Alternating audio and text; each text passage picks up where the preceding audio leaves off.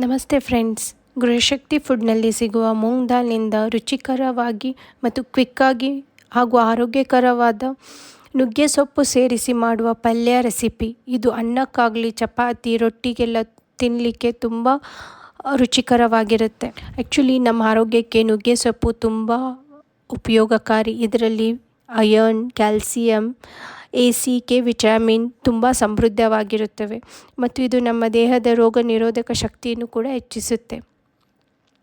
ಮೊದಲಿಗೆ ಕಾಯ್ದಿರುವ ಪಾತ್ರೆಗೆ 2 ಸ್ಪೂನ್ ಎಣ್ಣೆ ಹಾಕಿ, ಎಣ್ಣೆ ಕಾದ್ಮೇಲೆ ಒಂದು ಈರುಳ್ಳಿನ ಚಿಕ್ಕದಾಗಿ ಕತ್ತರಿಸಿಕೊಂಡಿದ್ದೀನಿ, ಅದನ್ನ ಹಾಕಿ ಆಮೇಲೆ ಒಂದು ಹಸಿಮೆಣ್ಸಿನ್ಕಾಯಿ ಚೂರು ಮಾಡಿದ್ದು.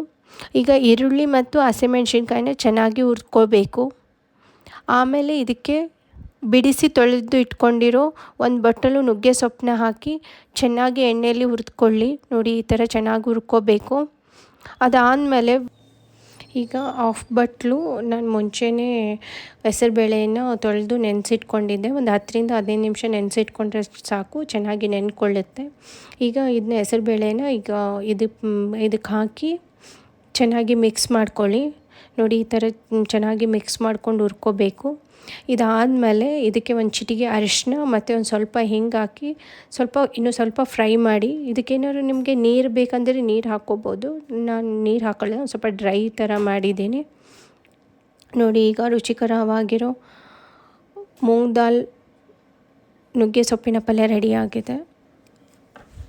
ಈ ರೀತಿ ಸರಳ, ಆರೋಗ್ಯಕರ ಮತ್ತು ರುಚಿಕರವಾದ ನುಗ್ಗೆ ಸೊಪ್ಪು ಮೂಂಗ್ ದಾಲ್ ಪಲ್ಯ ಸಿದ್ಧವಾಗಿದೆ. ನಿಮ್ಮ ಮನೆಯಲ್ಲಿ ಒಮ್ಮೆ ಮಾಡಿಕೊಳ್ಳಿ. ಹೇಗಿತ್ತು ಅಂತ ಕಮೆಂಟ್ ಬಾಕ್ಸಲ್ಲಿ ತಿಳಿಸಿ. ವಿಡಿಯೋ ಇಷ್ಟ ಆಗಿದ್ದರೆ ಲೈಕ್, ಶೇರ್ ಮತ್ತು ನಮ್ಮ ಚಾನಲ್ನ ಸಬ್ಸ್ಕ್ರೈಬ್ ಮಾಡೋದನ್ನ ಮರಿಬೇಡಿ.